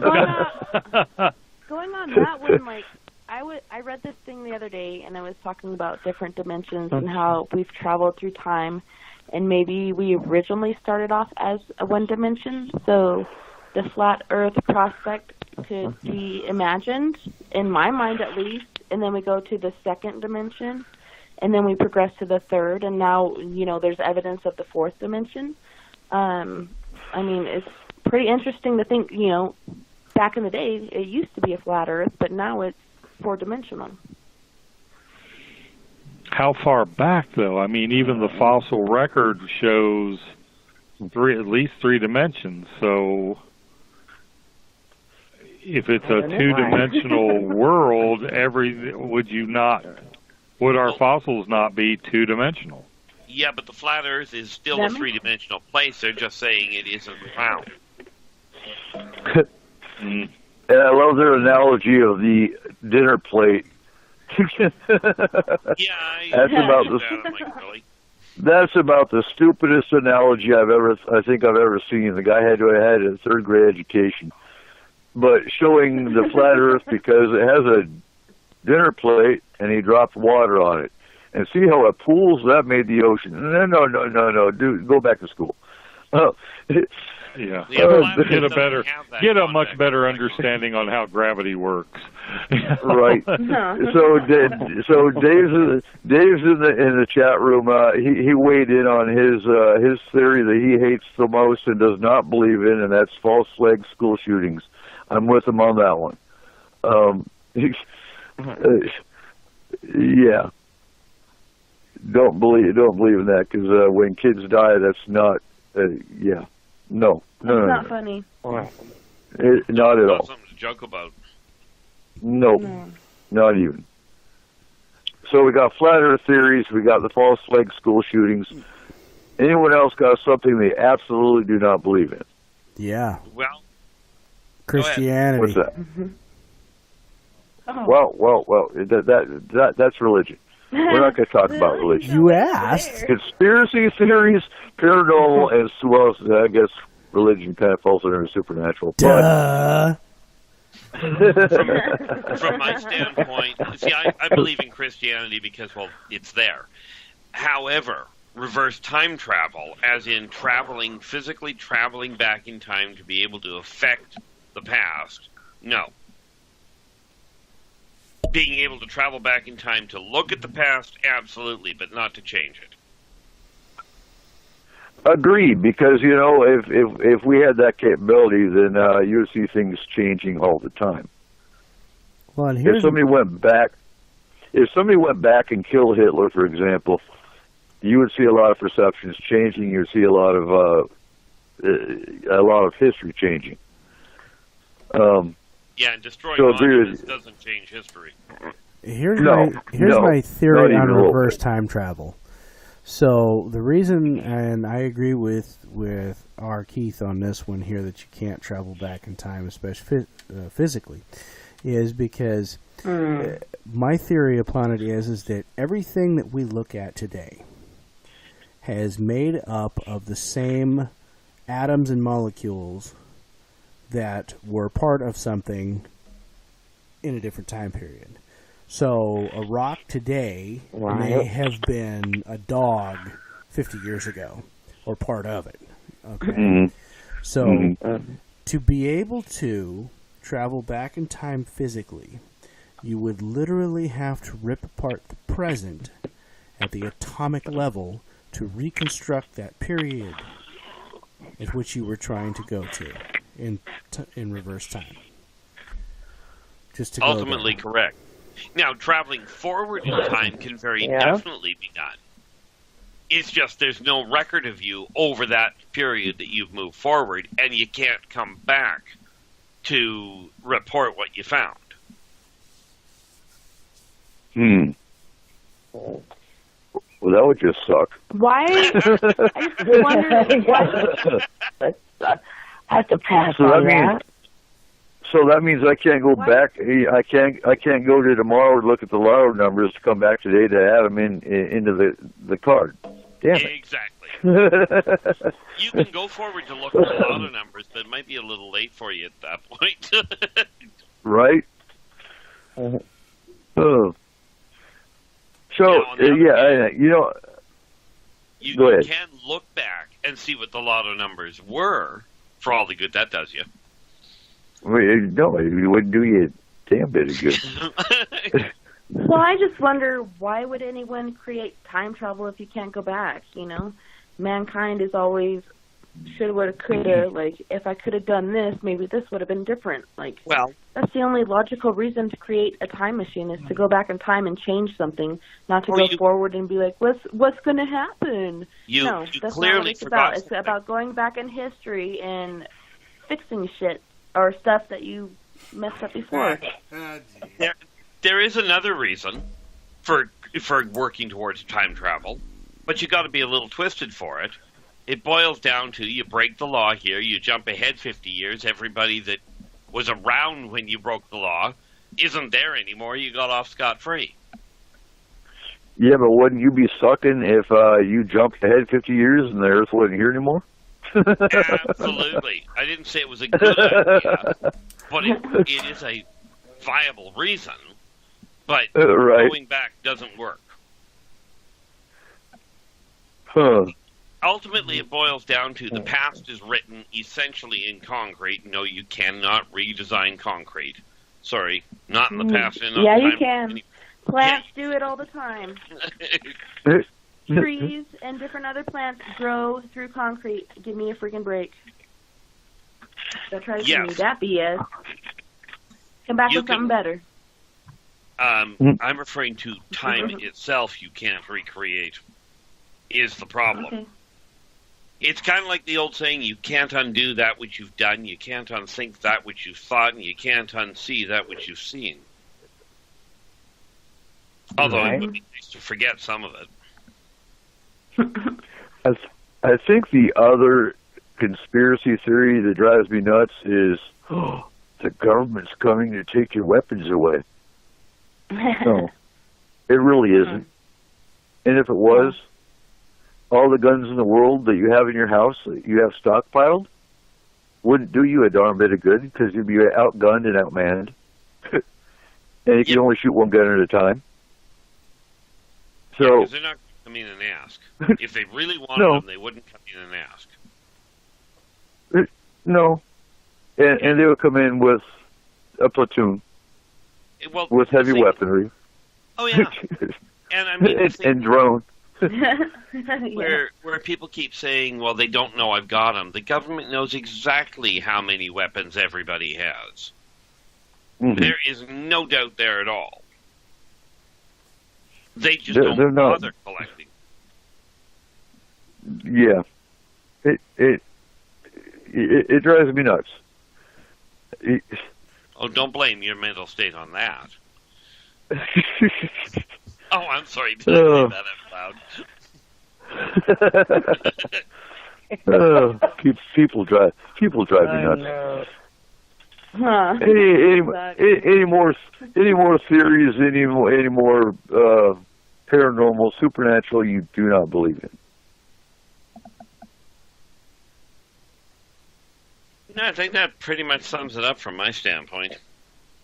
All right. Yeah. We're coming down to the end of the show. So one last question: is it possible? And I know Keith's going to have a great answer for this one. That aliens created any diseases we see here today?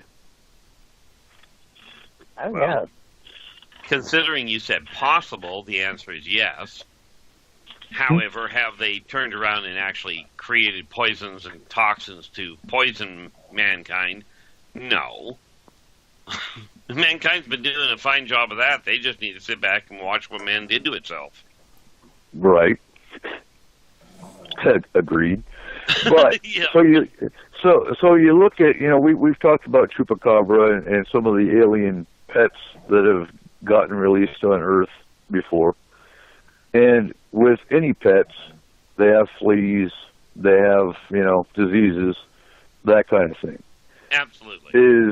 Is there a chance that, say, Chupacabra or any of the other alien pets that got released or, jumped over the fence or whatever, brought any alien parasites or anything like that with them? And that would be an absolute, no doubt that is part of the problem. But it doesn't qualify as they created them to drop them on the planet. Okay, yeah, I got you. What about the aliens themselves? I mean, you can't just think about their pets. I mean, the aliens themselves, I'm sure there's viruses here that would affect them, and I'm sure that they've had something on their planet they brought with them, Oh, absolutely. Right. There's no doubt there.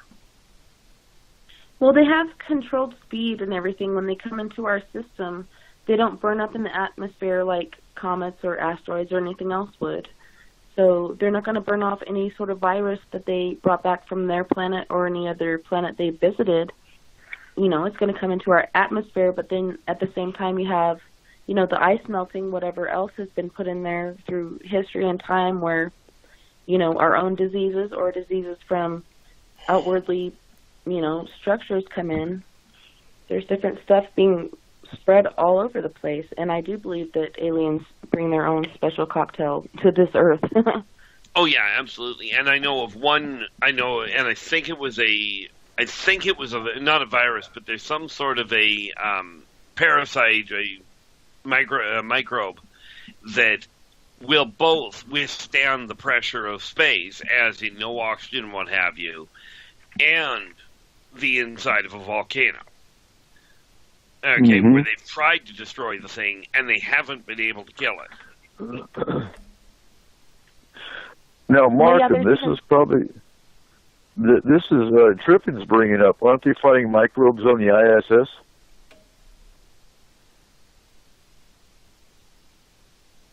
Is Markham still with us? I don't know. Shows he is. But it would make sense that it would be. Reach, where you at? We lost somebody. Oh, I Coop? can barely hear him. Did we lose Coop? We did, but I got him right back. Oh, okay.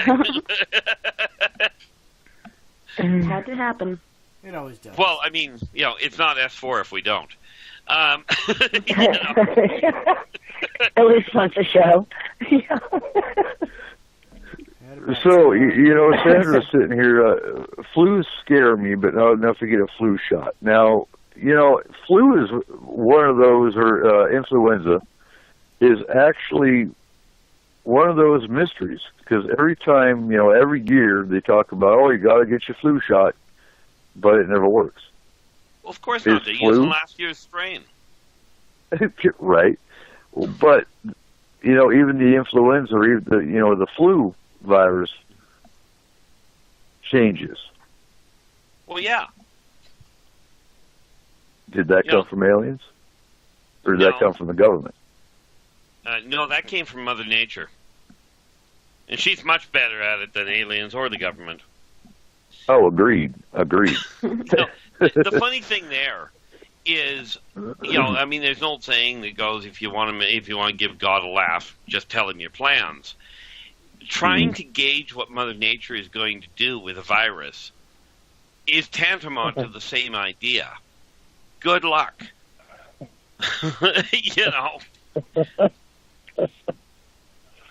This is why the flu runs, the period it does. Yeah, the flu's really been cleaning up on, sacrifices this year. It's been pretty crazy as far as numbers and totals. And sacrifices? What, people are dying from the flu this year? Yeah.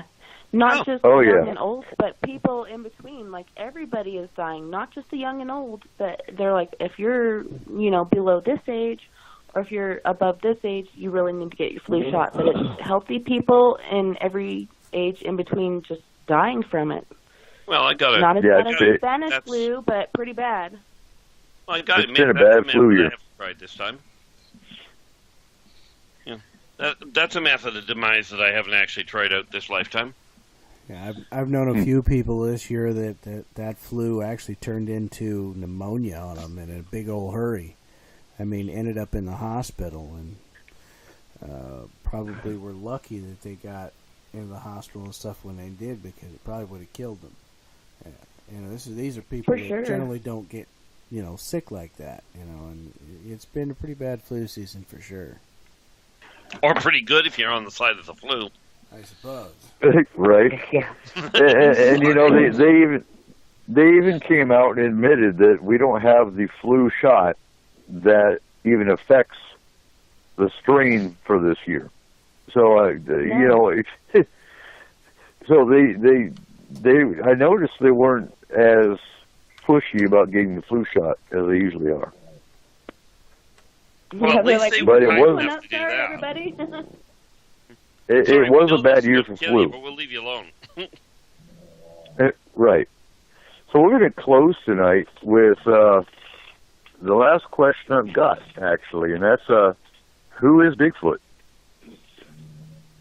Well, I got a buddy that fits about the right description. My dad. We ain't talking about your hairy friends. Oh, sorry, Gigantopithecus.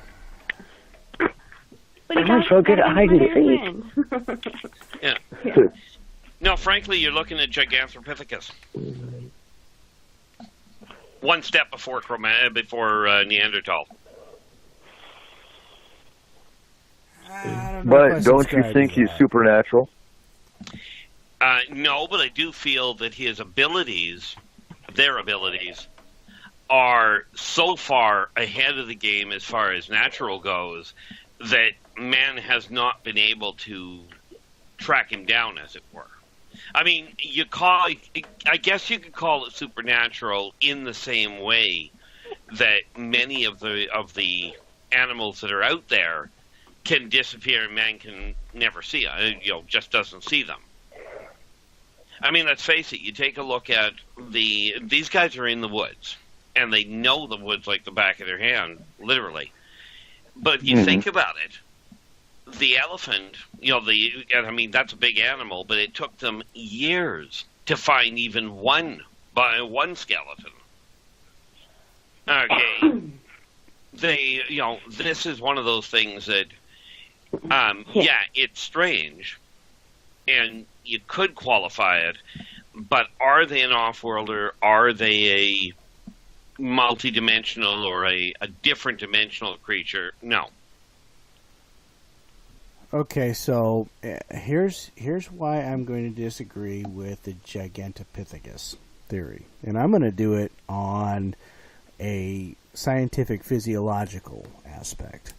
So, okay. So if it's supposed to be one step below the Neanderthal was known to, by brain size and shape, not really have the capacity to problem solve.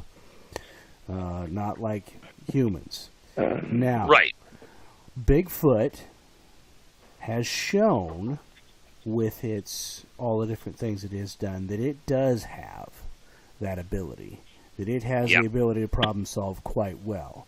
If this thing was supposed to be a step below the Neanderthal in the missing link version of things, there is no way that animal, or whatever you want to call it, would have that ability to be able to problem solve the way it does.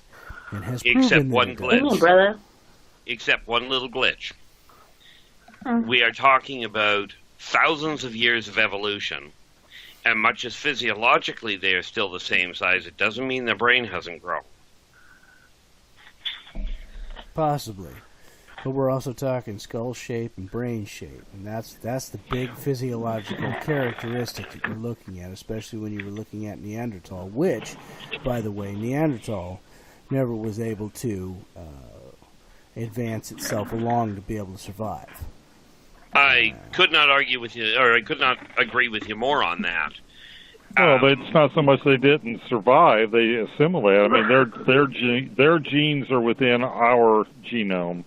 Neanderthal DNA exists within the modern human genome. Another one of the things with Bigfoot is you got to look into how a lot of the Native Americans have the Bigfoot or the hairy man as part of their lore, almost predating their own existence.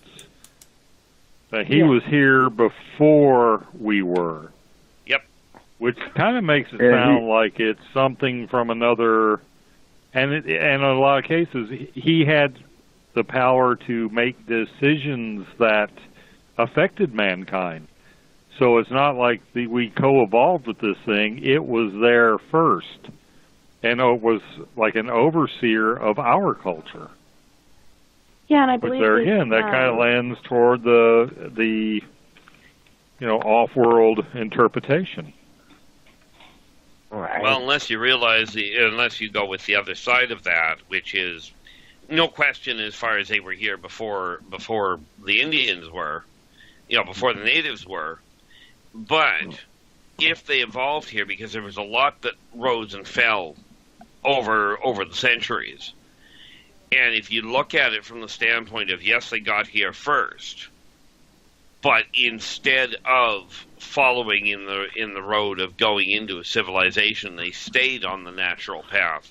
They'd still operate from an oversea standpoint, or from a observant, disconnected standpoint. And let's face it, they've got to be. The issue of the intellect, I certainly agree, has to be higher from the standpoint of the bodies don't show up, meaning they can't be. There's got to be something going on. They do something with them. Yeah.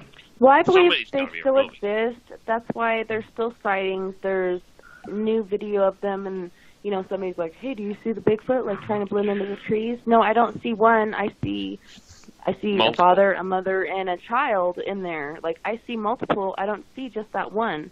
I do believe they still exist, and they're smart, and they're adapted to trying to hide from us, because in the past they've always been hunted because nobody understands them, and they fear them because they are the unknown. But I think you got to look at the.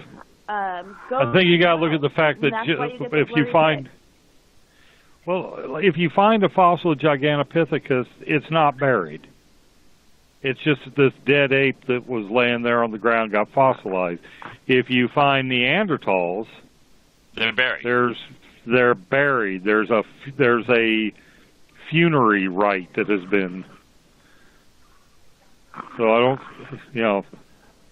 And Neanderthals weren't that much. I think they were actually shorter in stature than modern humans. It was just they were hellishly stocky, than compact. They were power lifters. So then you've got Bigfoot, which is supposed to be 10 foot tall. So, well, I know the ones I ran into didn't reach the 10-foot mark, but that doesn't mean they couldn't. That's just the ones I specifically ran into. All right. We got to wrap it up because we are at the top of the hour. Been an awesome show tonight, guys. And thank you all for being here. Thank you, S4E and listeners. Been an awesome show. Next week, we got Roundtable. And y'all have a great week. Corey, take us home. Yeah, I get everybody to hold on here for just a second while we get this going. I would like to thank our panel tonight, Eric Markham, our FMP scientist, our Keith Andrews, astrologer and alien specialist for FMP, Donna Cunningham for FMP Astral Team, Tessa Nicole Thomas Peterson from Four Corners Paranormal. And join us next Saturday at midnight Pacific Standard Time as we're going to have our monthly roundtable. Always a good time there. Everybody gets to bring 3 questions. We get to go over them, and everybody gets to answer them. It's always a good time. Come and join us. You can find us on Spreaker.com, SpacedOutRadio.com, and The Fringe FM. I would like to thank all of our listeners because without you, there is no S4. Good night, all, and remember, keep your eyes to the skies.